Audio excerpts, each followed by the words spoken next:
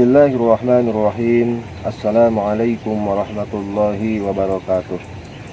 Alhamdulillah wassalatu wassalamu ala Rasulillah Sayyidina wa maulana Muhammadin ibni Abdillah wa ala alihi wa ashabihi wa man wala. Melanjutkan kajian kitab Al-Manhajus Shawi pada halaman 79. Waqala, dan telah berkata siapa Sahal bin Abdillah At-Tustari, Sahal bin Abdillah At-Tustari rahimahullahu ta'ala, ma'usiyah, tidak dimaksiati siapa Allah bimaksiatin dengan kemaksiatan, a'zama, pada yang lebih besar, minal jahli, daripada kebodohan. Jadi beliau mengatakan bahwa tidak ada kemaksiatan di sisi Allah yang lebih besar daripada kebodohan. Jadi kebodohan itu adalah kemaksiatan yang paling tinggi di sisi Allah subhanahu wa ta'ala menurut beliau. Wakila, dan telah dikata lahu pada beliau, ya Aba Muhammad, wahai Abu Muhammad, hal ta'rifu syai'an asyadda minal jahli, apakah engkau mengetahui terhadap sesuatu yang lebih sangat daripada kebodohan? Qala, beliau menjawab, na'am, al-jahlu bil jahli. Beliau menjawab, tentu ada yang lebih sangat daripada kebodohan, yaitu al-jahlu bil jahli, kebodohan dengan kebodohan. Maksudnya orang yang tidak mengetahui tetapi dia tidak menyadari bahwa dia itu ada dalam ketidaktahuan, sehingga dia tidak ada rasa untuk mencari pengetahuan mengenai agama. Qultu, telah berkata, kata musonif, wahwa kama qala al-Imam Al-Ghazali, seperti halnya yang telah dikata oleh Al-Imam Al-Ghazali, li'annal jahla, karena sesungguhnya kebodohan, bil jahli, dengan kebodohan, yasuddu bil kulliyati babat ta'allum, bahwasanya kebodohan itu, dengan kebodohan itu menutup dengan keseluruhan pintu belajar, pintu penuntutan ilmu.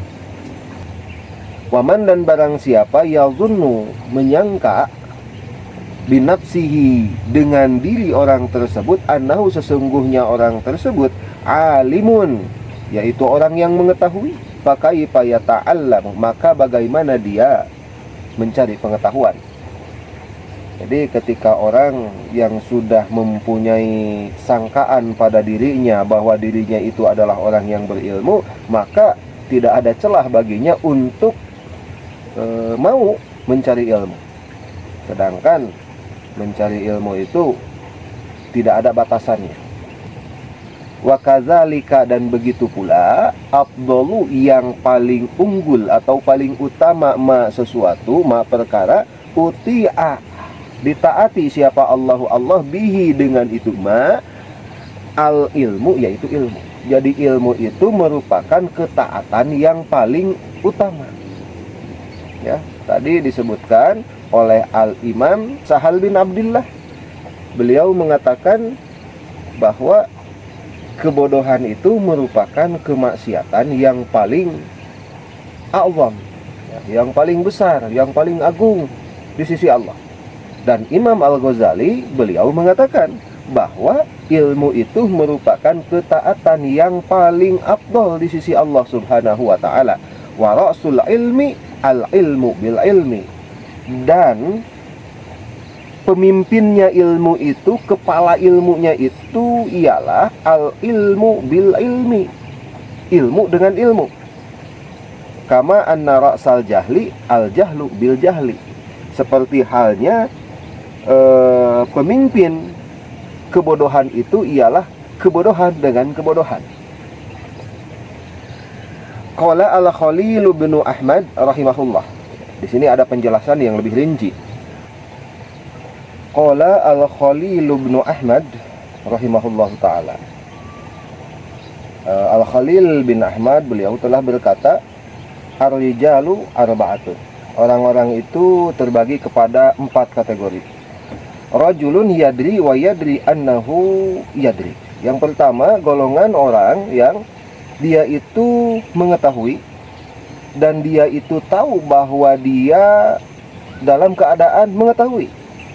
Fadzalika alimun fattabi'uhu, maka orang tersebut dinamakan dengan orang yang berilmu, fattabi'uhu, maka turutilah oleh kalian orang tersebut. Ini yang pertama, yaitu alim, orang yang berilmu. Jadi orang yang berilmu itu orang yang mengetahui dan dia itu tahu bahwa dia dalam keadaan tahu.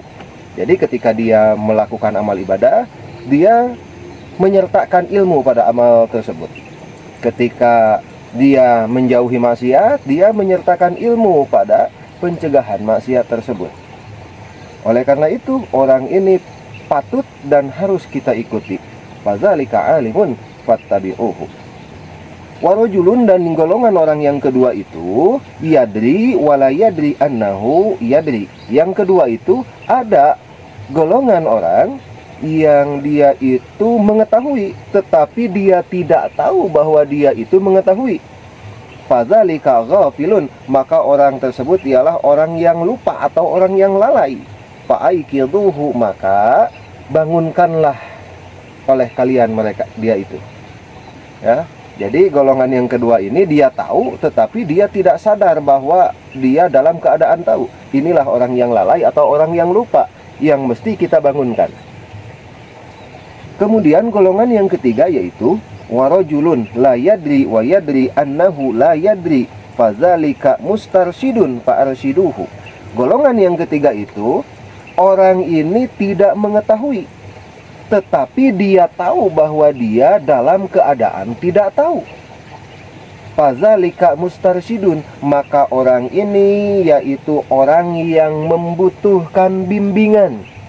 Fa'arsyiduhu, maka bimbinglah oleh kalian orang tersebut. Ini makom mulia ini. Soalnya dia tidak tahu tetapi dia mencari pengetahuan.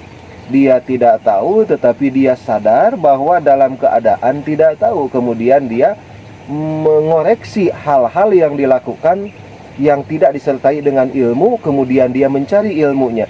Maka orang tersebut yaitu mustarsidun, yaitu orang yang membutuhkan bimbingan, orang yang mencari bimbingan.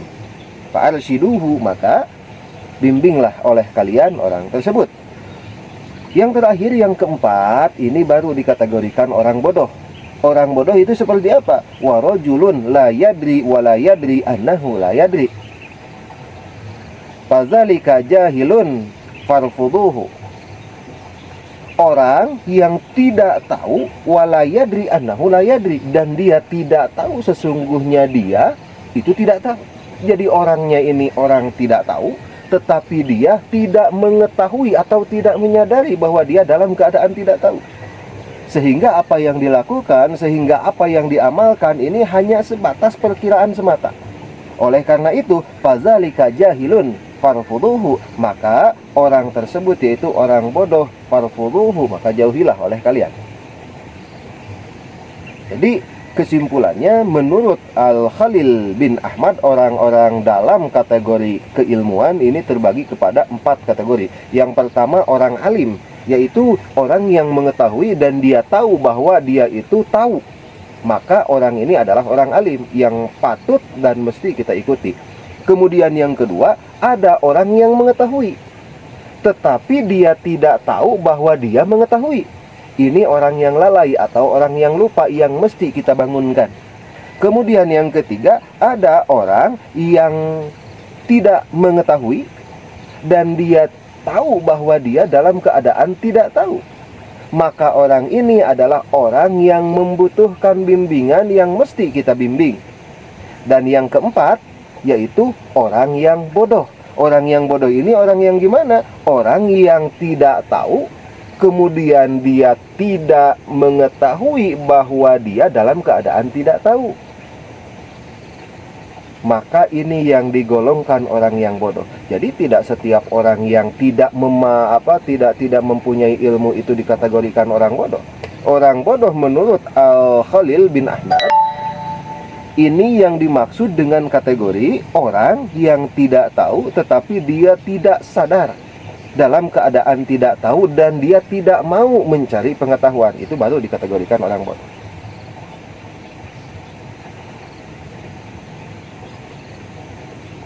Zakara fi ikdil yawaqiti al-jauhariyah,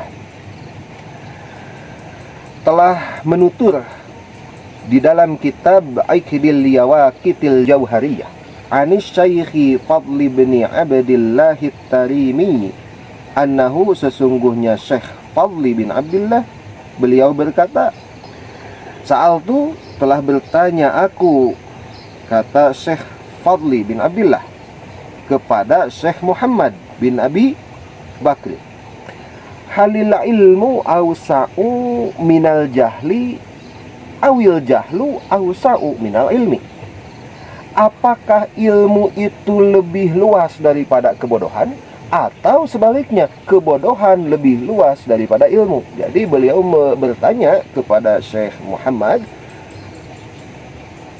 lebih besar mana porsi kebodohan dan porsi ilmu?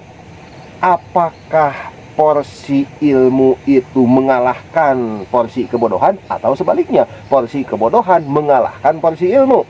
Faqala radhiyallahu an, maka beliau menjawab, amma ala mutaharri, adapun atas orang yang berijtihad, fal ilmu awsa'u minal jahli, maka ilmu itu lebih luas daripada kebodohan. Jadi orang yang berijtihad itu ilmunya lebih luas daripada kebodohannya. Wa amma ala mutajarri, dan adapun atas orang yang taklid, fal jahlu, maka adapun kebodohan, awsa'u minal ilmi, itu lebih luas daripada ilmu. Ya, jadi orang yang ijtihad itu ilmunya lebih luas daripada kebodohan. Ada kebodohan tetapi ilmu lebih luas daripada kebodohan. Ada orang yang taklid, itu sebaliknya, kebodohan lebih luas daripada ilmu. Ada ilmu tetapi porsinya sedikit, lebih besar kebodohan. Apa itu ijtihad? Apa itu taklid? Kita ambil analogi supaya mudah untuk dipahami.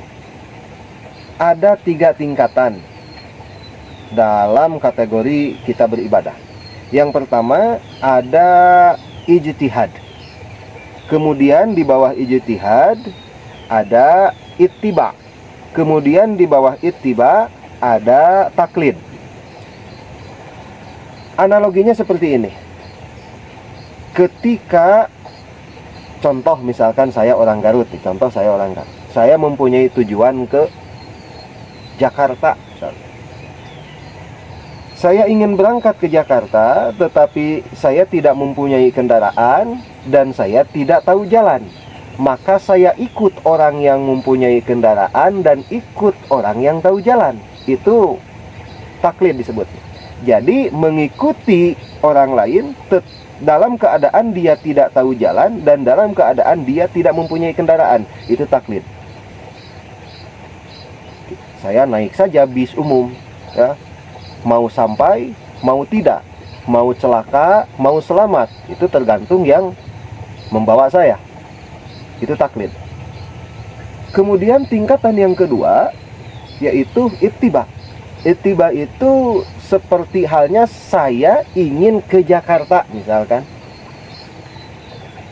Kendaraan saya tidak punya, tetapi jalan saya tahu. Nah, jadi kendaraan tidak punya, akan tetapi jalan menuju Jakarta saya tahu. Tetap saya mengikuti orang lain yang mempunyai kendaraan dalam kapasitas saya mengetahui jalan. Ketika yang membawa kendaraan ini salah jalur, maka saya bisa mengingatkan atau saya bisa ganti tumpangan. Nah, itu yang ittiba. Kemudian yang paling tinggi yaitu ijtihad. Ijtihad itu analoginya seperti saya ingin ke Jakarta. Saya punya kendaraan dan saya tahu jalan, sehingga tidak perlu bagi saya mengikuti orang lain. Kendaraan-kendaraan saya tahu jalan. Maka ini yang dimaksud dengan ijtihad. Syekh Fadli bin Abdillah, beliau bertanya kepada Syekh Muhammad mengenai porsi keilmuan antara orang yang berijtihad dengan orang yang taklid. Orang yang berijtihad itu ilmunya lebih luas daripada ketidaktahuannya. Dan orang yang taklid ini ketidaktahuannya lebih luas daripada ilmunya.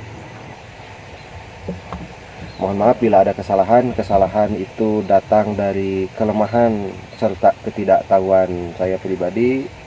Semoga Allah mengampuni. Akhirul kalam. Wassalamualaikum warahmatullahi wabarakatuh.